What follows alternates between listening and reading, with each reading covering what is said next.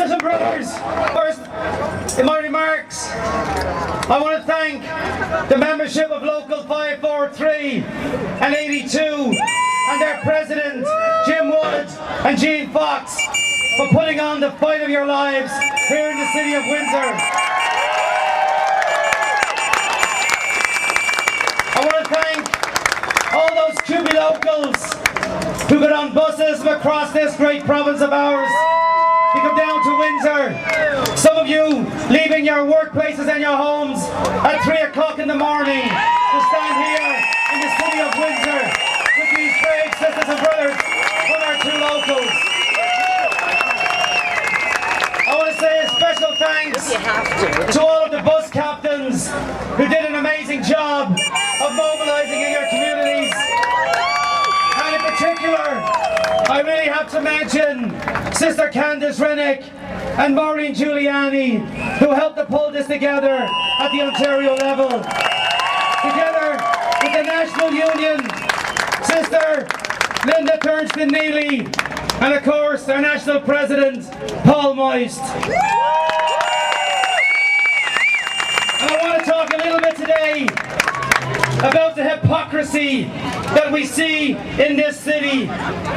City workers were put out on strike because they have a benefit that's been in their collective agreement for 50 years. The mayor of this city decides to pick a fight with CUPE members, basically saying that you're greedy and you've got to give up those benefits.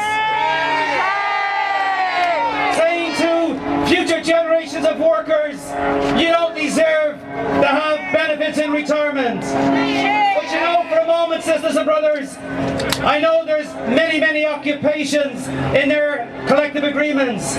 But you know, if you happen to work picking up the garbage off those streets every day of the week, 7 days a week, 24/7, and the working shifts 365 days a year, after 35 years, I can tell you you've got a broken body. And you need those benefits, my friends, at that time in your life. Not when you're a healthy young worker, but when you retire is when you need those benefits.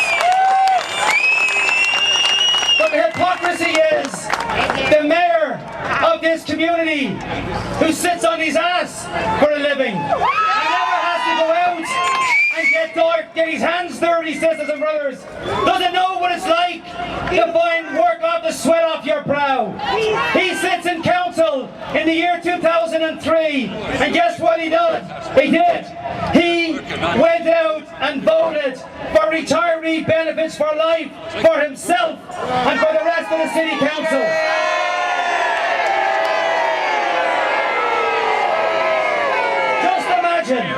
Just imagine, this city has been divided down the middle. This mayor, with the help of the Windsor Star, has done nothing but divide this community, pitting worker against worker, citizens against workers, public-private against each other. Why? Because he says you do not deserve to have these benefits, and the hypocrite sits in council and votes for those benefits for himself. Not only does he do it for himself, but if you're a CUPE member, you must have what you call the rule of 90. Your years of service plus your age must add up to 90 before you qualify for these benefits, which basically means after 30 years you just might qualify. But hold on a second, the mayor, he doesn't want those rules for himself. He says after 4 terms of office, after 12 years, he should get benefits for life. What a hypocrite! What a hypocrite! You know, my friends, one thing that the Windsor Star and the mayor of this community will never understand is the power of the labour movement and what we stand for as trade unionists, the principles that we believe in. There's not one single CUPE member on a picket line today is personally going to benefit by this 9-week strike. They're fighting for the next generation, sisters and brothers. Eddie Francis will never understand that. He does not understand the community of interest. He doesn't understand the concept of solidarity, and he does not understand that we have the benefits in our collective agreements because we stood on the shoulders of previous generations of trade unionists. He will never understand that. Eddie Francis will never understand that in 1946, the UAW had a strike that lasted for 3 months in this city. In that city, they went on strike for benefits and for the RAND formula for the entire labour movement. The UAW back then were not fighting for themselves, they were fighting for the labour movement.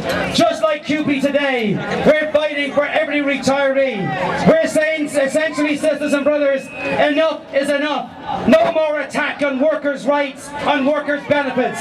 Stop the assault on workers. We did not create the economic crisis. Now, I'll finish off by saying that just down the road in London only a couple of nights ago, we have a mayor with a different vision for their community. They quietly sat down and negotiated with the CUPE local, and they got a 3-year collective agreement. And yes, they have benefits which are different than the workers here in Windsor. But there's always trade-offs. Trying to set you up and say you're the only local or the second local in Ontario with these benefits is wrong. There are CUPE locals in this community that have retiree benefits. So I have to echo the words of the brother from the CAW a few moments ago. Eddie Francis is coming, knocking on your door. I don't believe for 1 millisecond that come Tuesday he's going to magically have a new agreement. If he was being honest, if he really cared about this city, he'd be at the bargaining table right now. Right this minute, he'd be at the bargaining table. So you're being set up, my friends. You're being set up for the supervised vote. And as the CAW just showed and proved the way, there is not a union anywhere in this province that has ever caved in to a supervised vote. I want to say with all sincerity to Local 543 and Local 82, do not allow this mayor to divide your union. Do not allow this mayor to break your solidarity. I promise you this much. I promise you this much. He's got one more card left to play, and that's his supervised vote. And when that supervised vote goes down, sisters and brothers, the Canadian Union of Public Employees will have won the strike in Windsor. That's what's out there, sisters and brothers. I'm telling you now, turn it down and say to Eddie, bring it on, Eddie! Bring it on, Eddie! We're ready for your vote. And then maybe you'll get serious and sit down and negotiate. And if you don't negotiate, you've got one option, Eddie. Arbitrate. Put it to an arbitrator. Because we know there's not an arbitrator in this country will take this benefit away. And the mayor knows that. So what he's done, he's tried to set up this construct that somehow the Labour Relations Act in this country is in the back pocket of the Labour movement.